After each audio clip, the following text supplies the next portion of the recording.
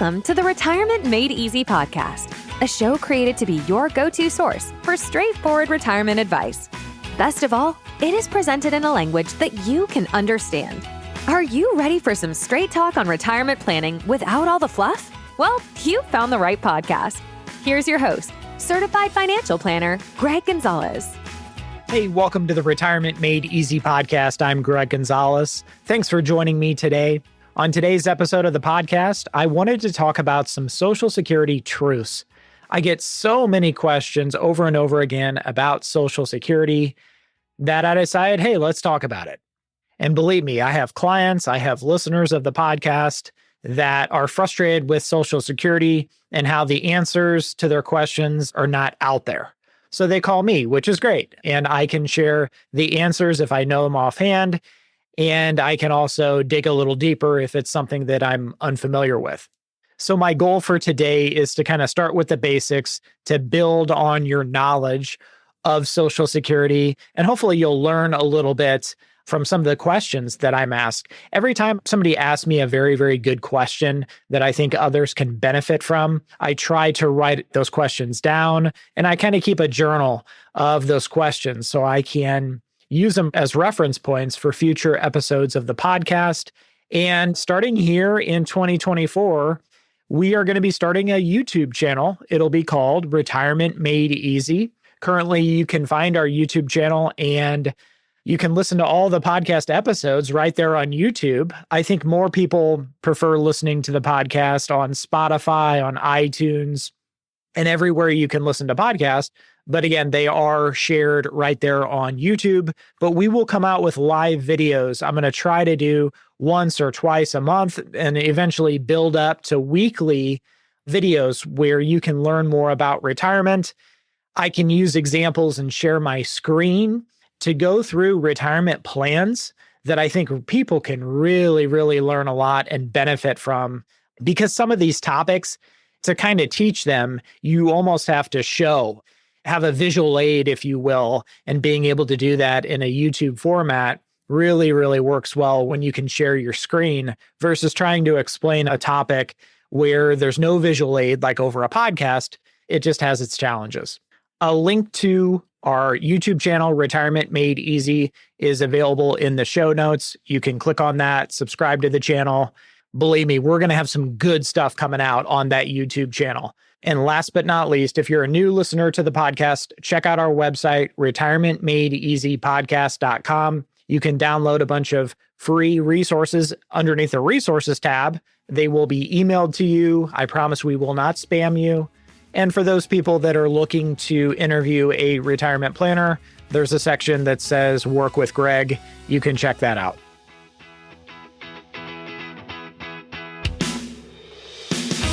Okay, let's get into today's episode about Social Security, the truths about Social Security. My goal is for you to walk away after listening to this episode more informed and with more knowledge about Social Security. And really, you can help maybe others understand how Social Security works, and you can use this information to benefit yourself down the road. Now, normally, the last time I gave a Social Security talk, it was a workshop at a library just a couple of years ago, and it went over an hour. And it's just impossible to take an hour's worth of content or more than an hour's worth of content and try to squeeze that into 20 minutes. But I'm going to kind of hit the highlights here. I will focus on the questions that I get more and more often. And maybe I'll do a Social Security or the truths about Social Security part 2 if I need to. But first off, what does it take to earn a Social Security check? Obviously, you have to work and pay into the system, but what does that exactly take?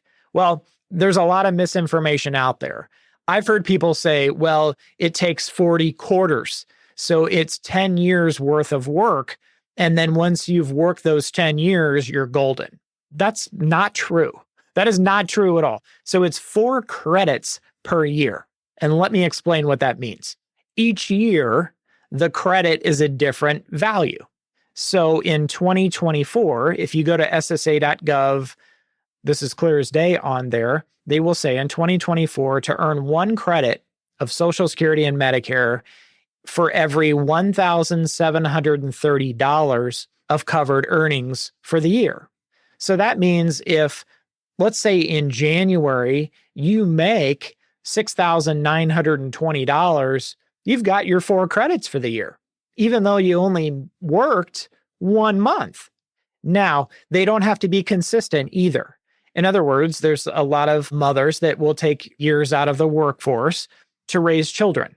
Well, so they have kind of a more sporadic work history, if you will. That is totally fine, as long as the credits that they have earned, and every year, I just gave the amount in 2024, again, is $1,730. That would earn you 1 credit. Well, the amount that it took of earnings to earn 1 credit 20 years ago in 2004 would be a lot less, right? Because they index that with inflation. So that amount of earnings that it takes to earn 1 credit for the year goes up over time, nearly every year. And Social Security is based on how they come up with the value of your Social Security check. It's based on your best 35 working years. And you might say, well, I don't have 35 years of work history. Well, as long as you have enough credits to have a Social Security check, well, you may have some goose eggs in there. In other words, some years where you didn't have earnings. That's okay. That doesn't disqualify you from having a check. And the calculation, it's at ssa.gov. We'll have a link in the notes, but it's called the PIA, the primary insurance amount. And the easiest way I can explain how they come up with this figure is, since 35 years ago, let's say you were working, well, the cost of living back then was nothing, and you were probably making a lot less than you are probably making today. And what it took to earn 1 credit back then was a lot less than $1,700 like it is today. So essentially what Social Security does is they take a monthly average for your highest 35 working years, and they inflate those monthly earnings from the past to make it equivalent to today in today's dollars. Then that brings all of your earnings for those 35 years. Some of them may have a goose egg, but that monthly average, it brings it up to like an even keel, a par. And they come up with this number. It's called the average indexed monthly earnings. And then to come up with this PIA, they take that averaged index monthly earnings, and they take that average number and they put it into this PIA formula. And then that gives you, okay, your PIA is your amount of your Social Security check that you would get at full retirement age. Now, if you claim your benefit before full retirement age, of course, it's going to be reduced. And then if you wait until after your full retirement age, you're going to have what's called deferral credits. So it's greater than your PIA. So if you waited until 70, obviously your benefit would be maxed out for your own Social Security check. Now, what about the people out there that say, well, gosh, I heard I get a spousal benefit, but I don't have enough credits to have my own Social Security check? So let's just say, hypothetically, you've got a husband and a wife. Husband is working, he's 62 years old, and the wife is also 62 years old, and she's got 36 credits. So she's 4 credits short of meeting the 40 credit requirement to have her own Social Security check. Well, why would I recommend that she gets those 4 credits so she can collect a Social Security benefit? Well, the spousal benefit, the way it works now is, even though she doesn't have her 40 credits, she's still allowed, even if she never worked in her entire life, she will still be eligible for a spousal benefit. And same thing if the husband didn't work. He would still be eligible for a spousal benefit based on his wife's earnings, as long as you've been married over a year. But getting back to our original example, that this woman that has 36 credits, so she's 4 credits shy of being eligible for her own Social Security check. If she's got to wait to get her spousal benefit, which at her full retirement age, let's say it's 67, she will be eligible for 50% of her husband's. Well, what if the husband says, I don't want to collect my benefit at 67. We're the same age. I want to wait until 70 when I can maximize my benefit. Well, that means she doesn't get her spousal benefit until he collects at age 70. So if she's 62 today, she's got to wait 8 years before she can collect any money from Social Security. And then that's when the spousal benefit would go into effect. And she doesn't get, her spousal benefit is maxed out, it's topped out at 50% of her husband's benefit at full retirement age, which is 67. So if he's delaying until 70, there's 3 years there where her Social Security check is not getting any bigger. So in this instance, that's where I'm saying, gosh, if she can get these 4 extra credits she needs to have her own Social Security check, at least she'd be able to collect something before age 70. Then once the husband claims his benefit at 70, she would likely see a boost to her Social Security check because then she would be eligible to get her spousal benefit, which would be half of his benefit at full retirement age.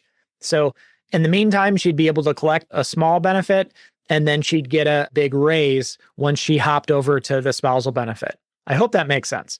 Back in the old days, you used to do what was called like a file and suspend and filing a restricted application, which would allow her to get a spousal benefit, and then he suspends his, but you can't do that anymore. That's a tactic we used back in the day all the time, but you can't do that anymore. So what you need to know is to get your spousal benefit, your spouse has to be receiving their own Social Security check. The next question that I get here and there is when it comes to a divorced spouse. So to be eligible for a spousal benefit on an ex-spouse, you would have had to be married 10 years. And I was giving a presentation quite a while ago, and I had this person that had a question. They said, well, what if you have 2 different ex-spouses and you were married to both of them for over 10 years? Do you get to pick between the highest earning spouse and then you can get half of that person's benefit? Or is it the most recent spouse? And to answer this person's question, you do get the higher of the 2, which is good news. Now, I say that assuming you have not remarried, because then you would be based on your current spouse's Social Security benefit and earnings history. The other thing about the divorced spouse, the ex-spouse, is they don't have to have claimed their benefit for you to be eligible for your spousal benefit. You don't have to let them know. That's completely out of the equation. You would need to provide Social Security, a marriage certificate, and a divorce decree. And that allows them to say, hey, were you married here 10 years? That's really the big thing. They'll be able to find the Social Security number of the ex-spouse and all that good stuff. So if you're in that camp, have no fear.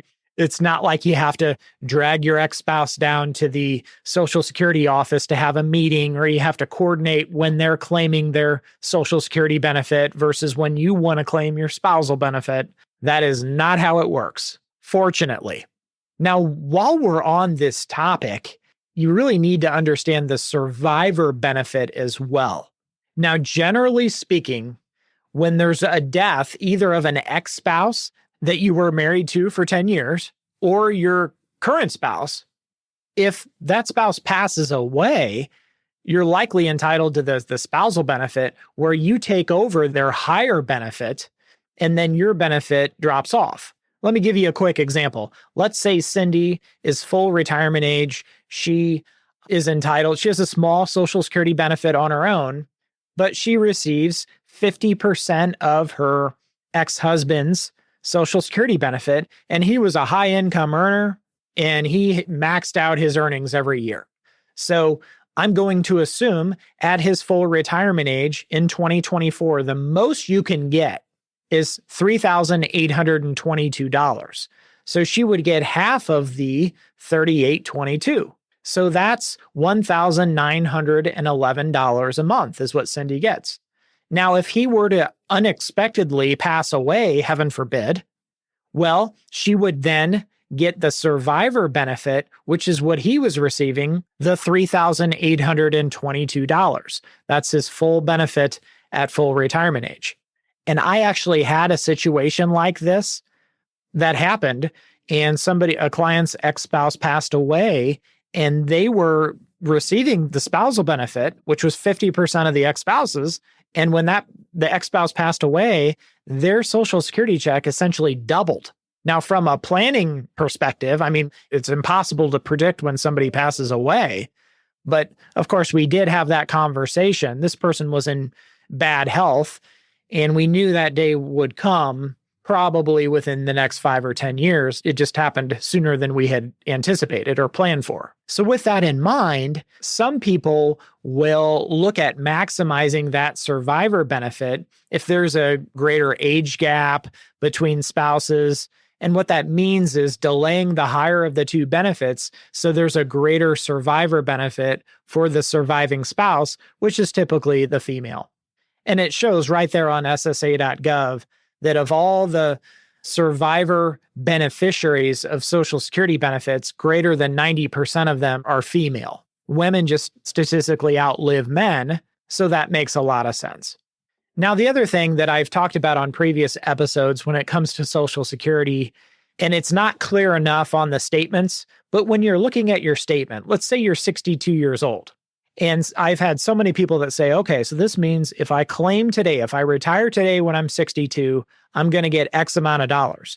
But if I retire today and I wait 8 years until I'm 70, I'm going to get much, much more.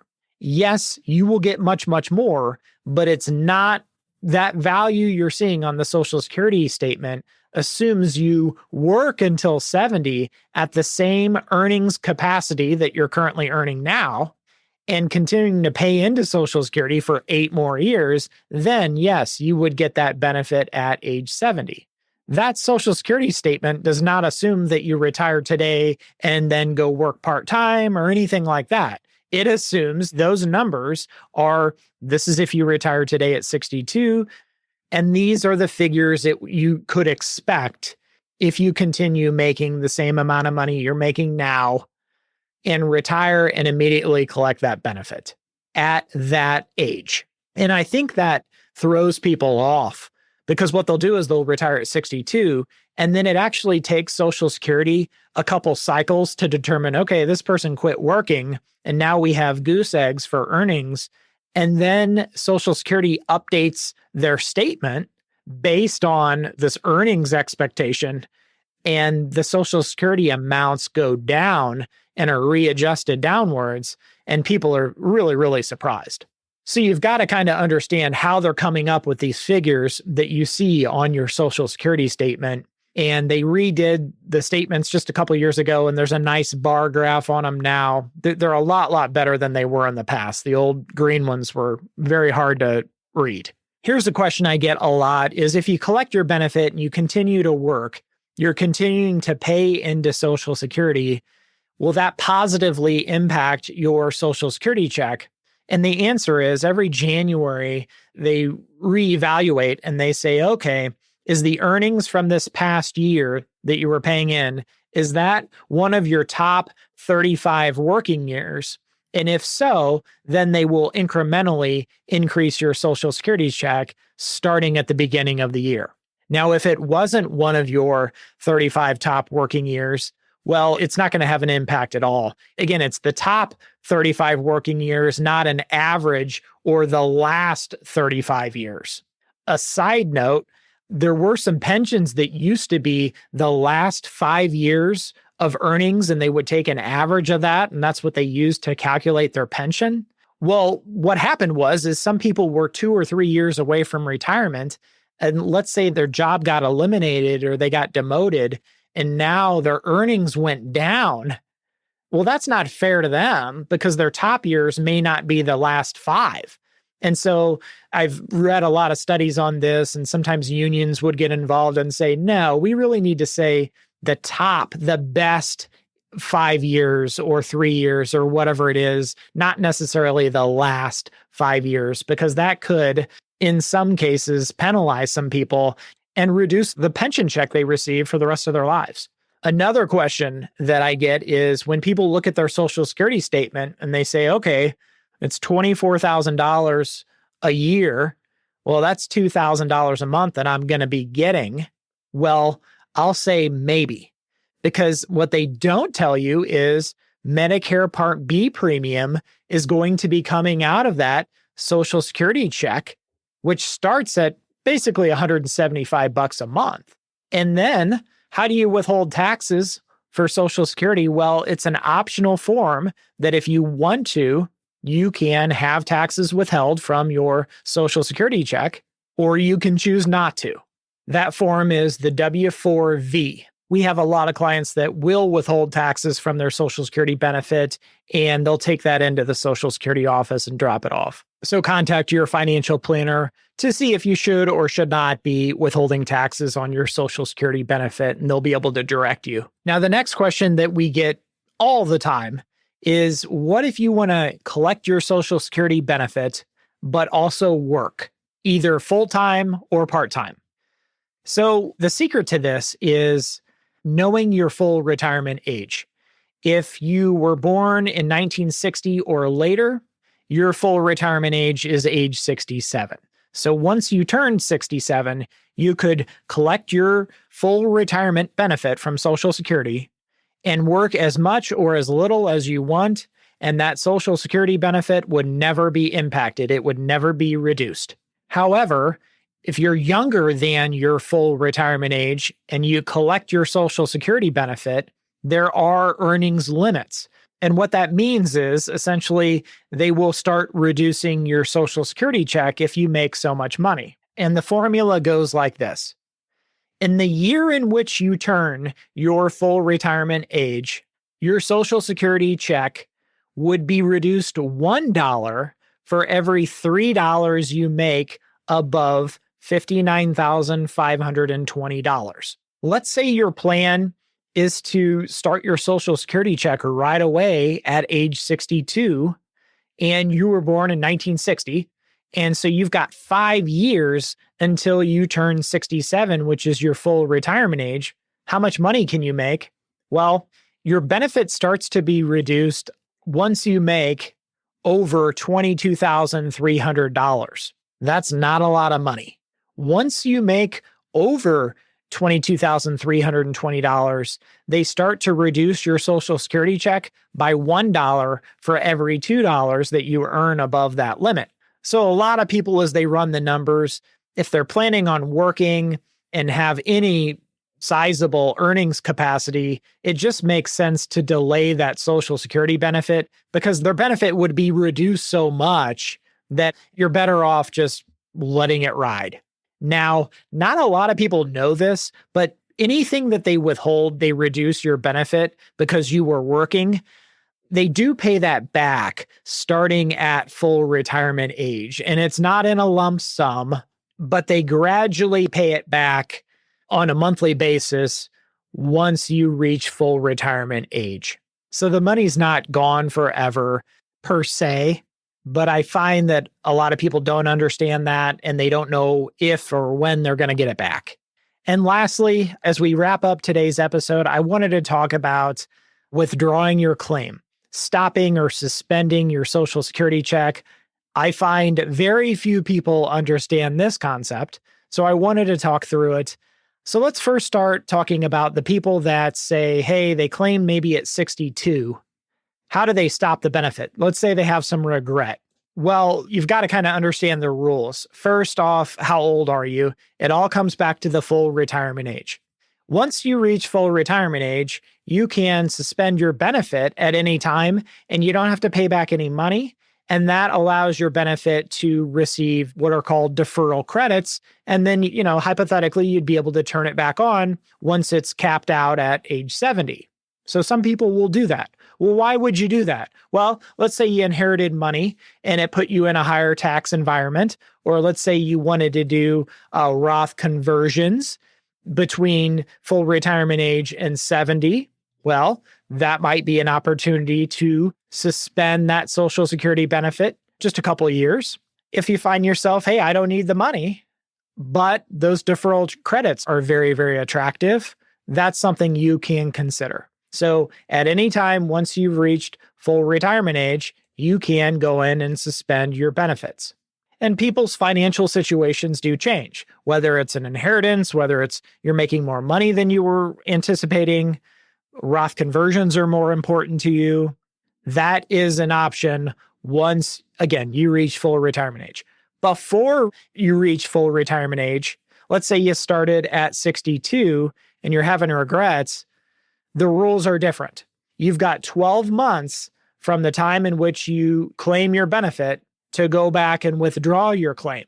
And if you do that, let's say you started right away at 62, you have until your 63rd birthday, 12 months later, to withdraw your claim, and you got to pay the money back, repay the benefits that you've received. To withdraw your claim, you can submit Form 521 and put in that request. But again, the big thing is you got 12 months to do it.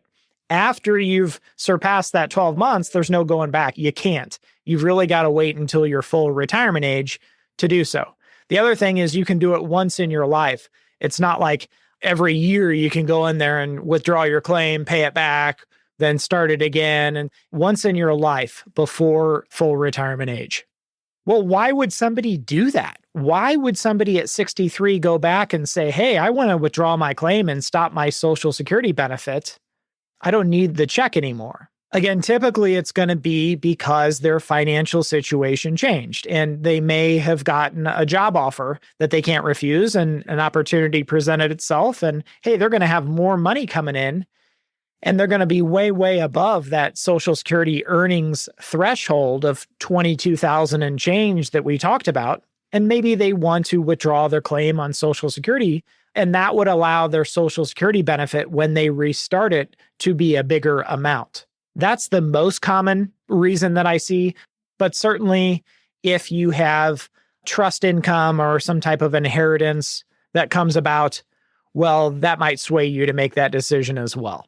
So we're about 27 minutes in, and I have literally a list, another page or two long, of Social Security topics. So what we'll do is we'll do a follow-up episode of Social Security Truths Part 2, and submit your questions to the website, retirementmadeeasypodcast.com. If you have questions about Social Security, please submit them, and I'll make sure to include them on that Part 2 episode. I hope Part 1 was helpful. I'll see you next time, and remember, always dream big.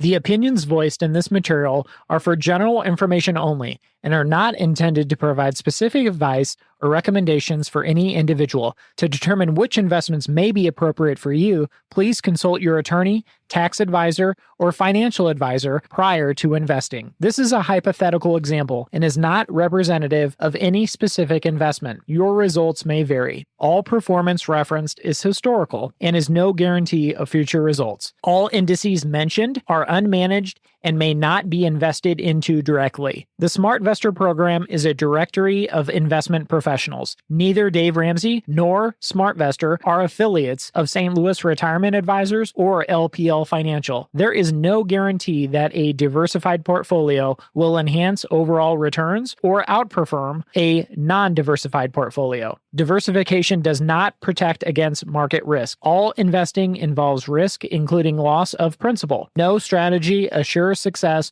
or protects against loss. Securities and advisory services offered through LPL Financial, a registered investment advisor, member FINRA, SIPC. And here's another minute of disclosures from our compliance department.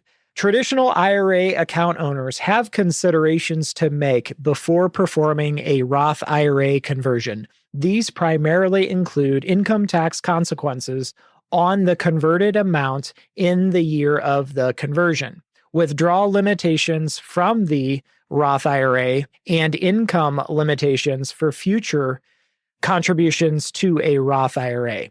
In addition, if you are required to take a required minimum distribution in the year you convert, you must do so before converting to a Roth IRA. As I have said on countless episodes, this information is not intended to be a substitute for specific individualized tax advice. We suggest that you discuss your specific tax issues with a qualified tax advisor. Thank you for listening to the show today. Check us out at our website, retirementmadeeasypodcast.com. And if you want some help from Greg, submit your questions at the bottom of the page or sign up for a 30-minute retirement coaching session with Greg. We'll see you next week.